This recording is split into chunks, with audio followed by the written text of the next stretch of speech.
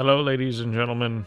It has been a while, but it is I, the mysterious Wolcamophone. I'm here giving a quick and dirty tutorial on how to make custom levels for Hello Brave World. At the current state of this project, yeah, this is very much subject to change, but this is just one method I will be demonstrating on how other people might be able to contribute their own ideas for levels to the game. So, in order to make your own levels for this game, we're going to need 4 elements of software to start with. We're going to need the Godot engine, which is what you're seeing right here. This is the engine that the game is being developed in, specifically version 4.3 stable, official. We're going to need Trenchbroom, specifically version 2024.1, which you can find under the releases section under the GitHub repository. You're going to need to clone the repository for Hello Brave World's game projects, which I will leave a link for in the description. And then we're going to need the add-on Funk Godot, which should already be included in the game projects for Hello Brave World. And basically what that is an add-on for the Godot engine, which allows the reading of the Trenchbroom map files so that they can be built into level geometry and be able to utilize the textures and stuff you define for them. Trenchbroom is about the one thing we're going to do the actual setting up for. You can install it and then you can have custom game setup in directories, but you're going to need to do a slightly bit more finagling. I will include in the description of this video a link to a separate YouTube video which I used to set up Trenchbroom. It might give you a somewhat better idea of what I ended up doing to set this up, but basically if we navigate to add-ons, Funk Godot, and then navigate to Funk Godot localconfig.tres, these you will want to configure to your Trenchbroom games install folder, and that is the folder which contains the FGD files. Map editor game path should lead to just where you decided to install the repository. For me, it's on a separate drive under just projects folder, and then that is where I've have the main game projects folder that I've been working on myself. And then these 2 buttons up here should export those settings so that Trenchbroom should finally be compatible with Funk Godot, or at least have the entity definitions. And funkgodot.fgd.tres is the actual file that organizes all of the brush entity definitions for things like the transparent fences, water, and transparent textures that do not occlude entities behind them. Anything that's not going to be basic map geometry that you collide with. I already have a few set up. The Funk Godot add-on has scripts that allow you to export new entity definitions, but with the current state of the game project, it is best to leave them as they are. So once we have Funk Godot and Trenchbroom configured, we can open up Trenchbroom, go ahead and hit New Map, and your icon might look like this, like the generic. I set it up specifically so that it's just my games project's icon scaled down to like 16 by 16, so it fits better in the map browser or game config browser here. This drop down here, Valve and Standard. Standard is standard. Valve is like slight tweaks to UV or texture mapping that allow for a few different things. I can't remember. I would go with standard just because it has potential for slightly lowered file map size. Valve, because it has like the new fields for coordinates for each individual brush on how the UV mapping for textures is going to go, it's going to generate more fields of data, so naturally that's going to be greater file size. I've not seen it to any degree with my own project where that's been a significant thing, but if you're considering making like a mega map project, yeah, this might be like one granular area to consider in terms of optimization for file size. That out of the way, just hit OK, you can create the thing. If Trenchbroom is set up correctly, you should start with the basic red grid missing texture defaults that comes with Trenchbroom. You can go over here, you can hit group, and this is the easiest way to organize the textures by the folders they reside in. Alright, so anything with like dev that's not just regular dev, anything with like dev slash, just double click that and that removes that from the map load order for the textures available. I don't think we really need them. All they are, in my opinion, yeah, as we've seen, they're just different colors for the dev textures that came with the Kinney kit. I don't use them as much, so if you want to remove some amount of bloat from the map file, you can hit browser up here, or settings, to toggle back between the directories of textures that do get loaded. By default, they're just all in there in case you want to browse them. It's your choice what materials you think your map's going to need. Some of them do have a bit of crossover, though. Keep that in mind. Like, you're still probably going to find some stone-esque textures in walls or floors. That being said, let's make just the most basic. I'm gonna have the floor be this metal texture. You can go up here and you can change the scaling of the brush size. 128 is like a solid cube size for like one measurement of like one whole player, and then some probably. Like, the player could fit, I want to say like comfortably, if that's the best word to describe it, inside of 128 cube.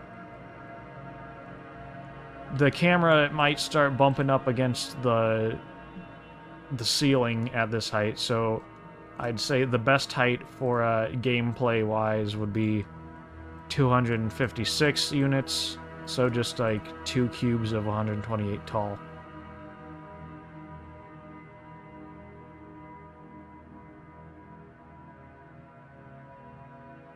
For the briefest of explanations on how the transparent textures work, if you just put them down, you will find, as I said earlier, they might start occluding some things. So, to make transparent textures work without blocking entities or making them disappear behind each other, we're going to draw this up.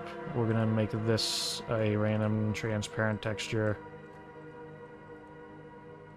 Do that just for aesthetic sanity, I guess. Right-click this, go down to Create Brush Entities here at the bottom. Go under Func, just click Detail, and that's the quickest way to set this up so that A, it does not have an occluder behind it, and B, this is now its like own singular entity with its own bounding box that's more likely to be cold as soon as you look away from it, whereas the rest of the level geometry tends to be grouped together more on load, and turning away from it is less likely to immediately cull it from processing. I'm going to move this back just so that by default the player's going to spawn in like the very center of the world, which is going to be at this axis here. That, and in Trenchbroom, when it gets loaded, it gets rotated clockwise by like 90 degrees. I don't know why. It's just a quirk of the add-on I found. So, yeah, make sure your first map project, make sure the origin of the level is clear. So yeah, go up here, go to Save the Document As. We're going to go to where we've installed the repository for the game projects. We're going to go under Levels. We're going to create a folder real quick. The naming convention here is IP underscore. The IP stands for internal plexus, which gives hint as a bit to the inspiration for the game, but yeah. Snake case is the best way to go. It's just the best way for files to be read. When it starts getting into territory of what matters for the file name, the current way that Hello Brave World loads levels is that it's a string argument in snake case for the matching folder name as well as the scene file name for your level. Both the folder name and the scene file name need to match. Technically, the .map file that you load the level geometry from doesn't need to be the same name, and you can do this just to save like different versions of them. For some reason, Trenchbroom has like an autosave feature where it just adds like a new folder called autosave. You can delete that occasionally just because it tends to create bloat if you don't care too much about previous map geometry versions. And we're just going to call this test custom level. The file name is IP test custom level. The map file name will be the same, IP underscore test custom level. Now that we've saved our level geometry from Trenchbroom into the map file, we can create the new scene in our Godot engine. Typically, I'd make it like a node 3D for the root scene, and then I would give it the name of the IP test custom level. The next thing you're going to want to do is just come up here to add node. Just make it like a regular node. Add that in. For this one, we're just going to name it world, and then under this, we're going to add our world environments and the Func Godot map node type that comes from the Func Godot add-on. And this node class is basically what builds our level geometry for us from the .map file. At the very bottom of the scene tree, the first thing you're going to want to add is this custom class I've created called World Space Info. This is basically a node that separates what is a level for the video game from like just another scene. This node has information or functions for registering spawn points as well as checkpoints. And this node is also what gets called to save the information on what level the player is in. So say if you were in like the main menu of the game, this would not be there, and thus the game would not save any data for the level you're in, just to keep the player from clicking save game in the main menu and then loading into a funky scene, which is more utilitarian. We come up here to Func Godot map. We go either local map file or global map file. At this point, I'm not sure what the difference between these two is. Whether you decide to load your map file into either one of these fields. I know either one you do, they should still both load. First thing you'd probably want to do though is here under map settings, it's going to be on Func Godot default.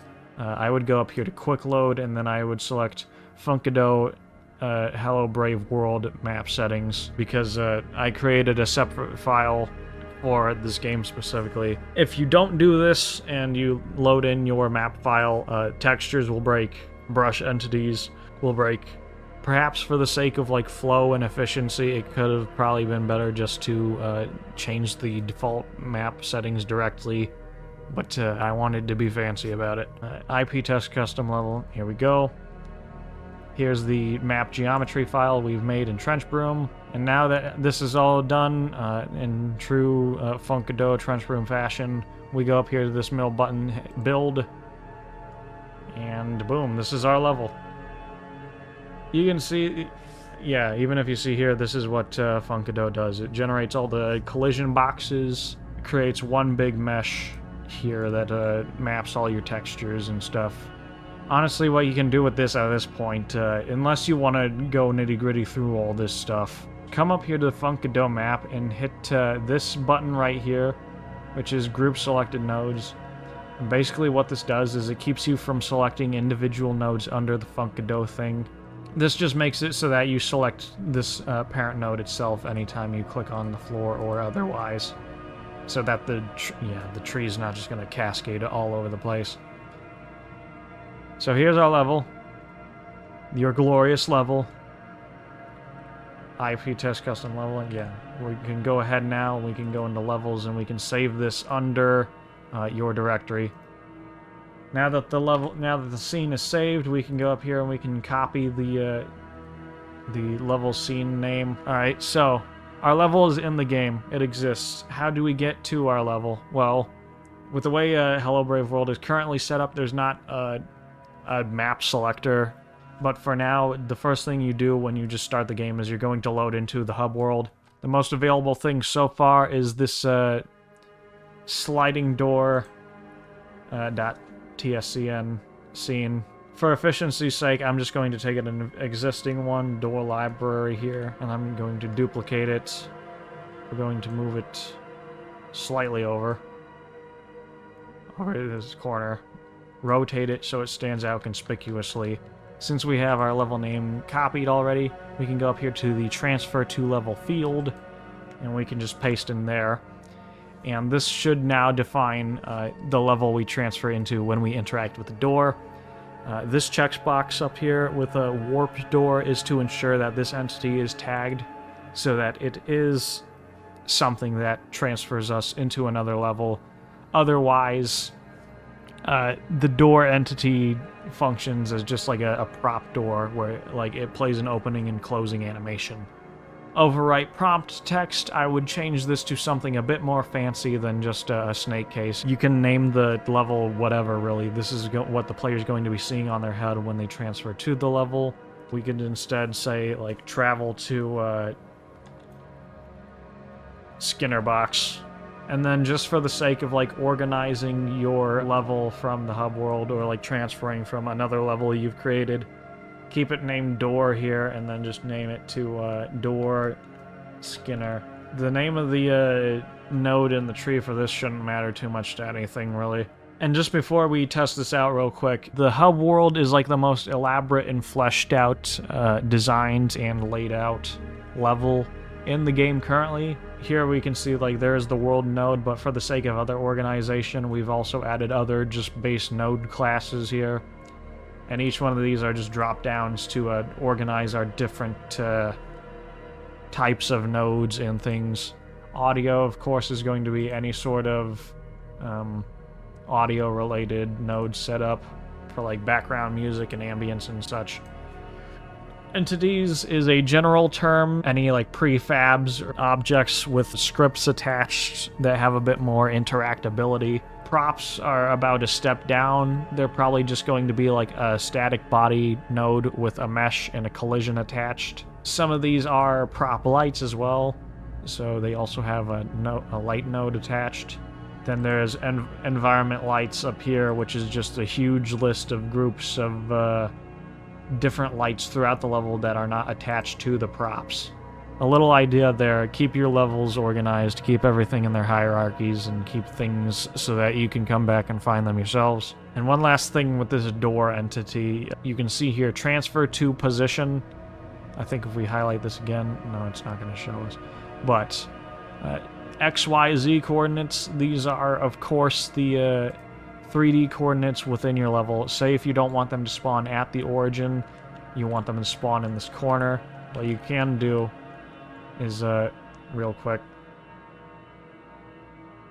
you can pull out like any node really, but for this I've just pulled out info marker generic, which is literally just a thing in 3D space to mark. You can go down here to position. You can memorize this. There's not really a way to copy it, unfortunately. Memorize these three coordinates, 7, 0, 6. Type that into this field here. I think it was -6 if I remember. W.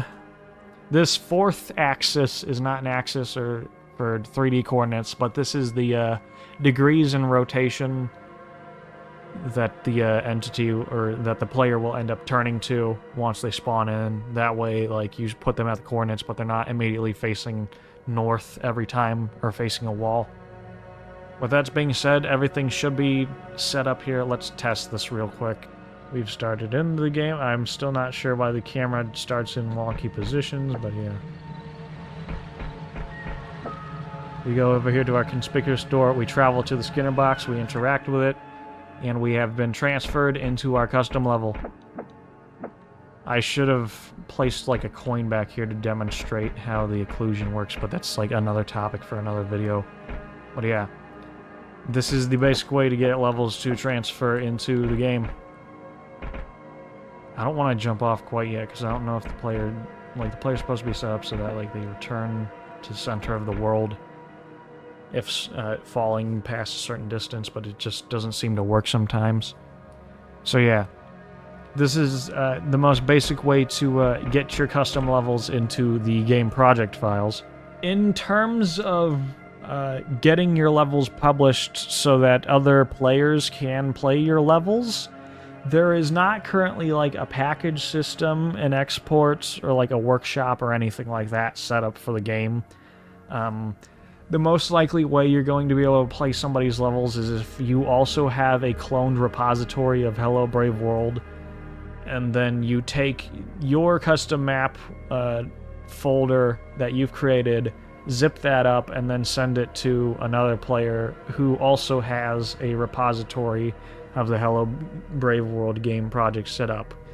That might be my first field of research to start in, is that, yeah, you can export your project in Godot, and you can select which files to export, and then you can just select to export the .pack file separate from the executable.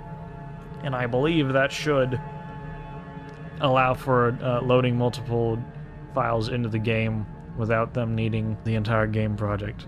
With that being said, if this tutorial gets a bit more traction or attention, I will be working on updates to not just to further refine other things you can do in the map editor in the game project itself, going more in depth into other entities, but eventually when I update the game enough itself, it should have, at some point, a more streamlined way of being able to share your levels with other people without requiring the game projects, so that you can just download the game off itch.io along with the whatever pack files.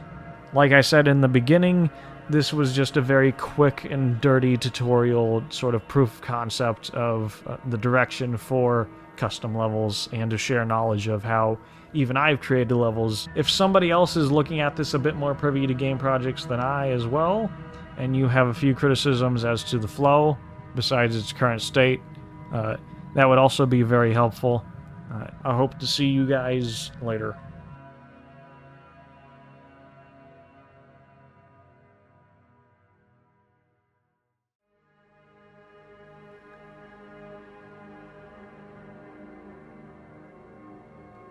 My neighbors in my apartment complex are starting to yell at each other outside. I'm not sure what's going on. This is nice and spooky. They seem to be calming down now? I don't know. Anyways. Don't crash on me, please. I'm doing something important here, I swear. My neighbors in the apartment complex are starting to fight again, I think. Oh...